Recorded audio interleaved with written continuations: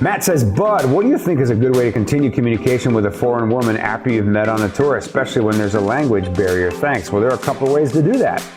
So every country, every culture that you go to, Matt, is going to have their app for chatting, right? So in America, we use WhatsApp.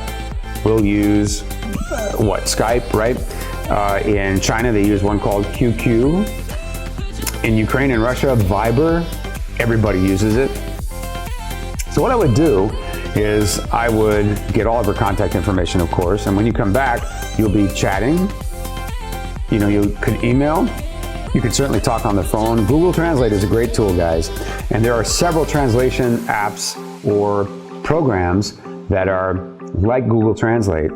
If you have an Android phone, Viber, which is the app that many Russians and Ukrainians use to chat, has a fabulous feature, which is if she writes to you something in Russian or Ukrainian, you can tap that phrase and just hold it for a second, and it will translate into English. When you answer her in English, she can tap that for a second, and it'll translate into Russian or Ukrainian, which makes it incredibly easy for the two of you to talk to each other. Now, that function may be available on iPhones. I'm sure it's going to be sooner or later.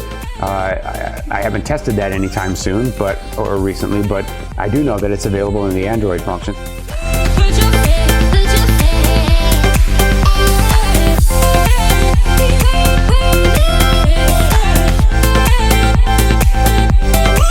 There are programs that you can use. You're going to be chatting. You're going to be chatting a lot. You'll get up in the morning, your messages will be there from her, right?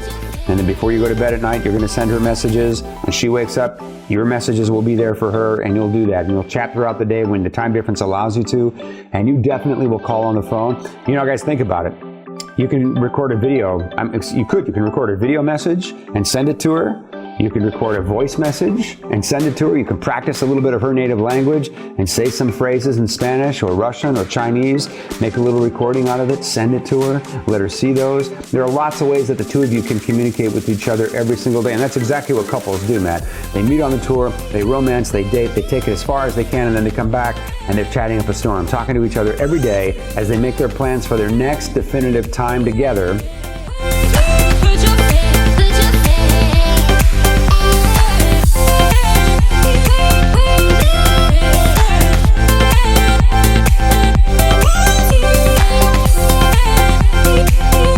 So a typical scenario would be you go on a tour, you meet, you have romance, you come back, you're chatting, you're talking, you're emailing, you're videoing, you're doing everything you can to maintain your chemistry and your power and your attraction, and it's building. It's not detracting, it's building, it's getting stronger, it's going great. Meanwhile, you know in 60 days you're going back for another 4 or 5 days, or in 90 days, and you're speaking about it, talking about it, planning it, you purchase a ticket, she knows you're coming.